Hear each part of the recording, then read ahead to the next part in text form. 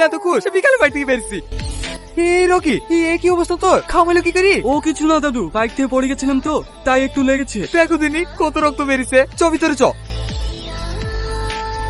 How dare you touch me? অশিক্ষিত গায়ে ভূত একটা। Don't have any manners. আরে রাখো রাখো, লজ্জা পেতে হবে না।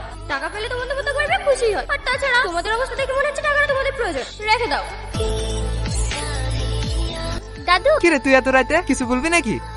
আচ্ছা দাদু, রাজু কি ছোটবেলা থেকে এখানে কাজ করে? না না, ওর বাড়িতে আর কেউ নেই? ওর আব্বা আছে, আমাদের বাড়িতে কাজ করতো। 2-1 বছর আগে একটা অ্যাক্সিডেন্ট হওয়ার পর থেকে আর কাজ কাম করতে পারে না। তারপর থেকে ওরা 2 ভাই বোনে সংসারে হালটা ধরে রেখেছে। ও, ওরা কি খুব গরিব? ওদের 2-5 কাঠা জমি জায়গা ছিল, বাপের চিকিৎসা করতে গিয়ে সেটাও বিক্রি করে দিয়েছে। গরিব মানুষ এই চিন্তি খাবে, তাকে না আমার কাছে কাজও দিয়েছি। কিন্তু তুই কেন ওদের ব্যাপারে জানতে চাচ্ছিস? এমনি। মেম সাহেব, আপনার ব্রেকফাস্ট রেডি হয়ে গেছে, তুমি যাও, আমি আসছি।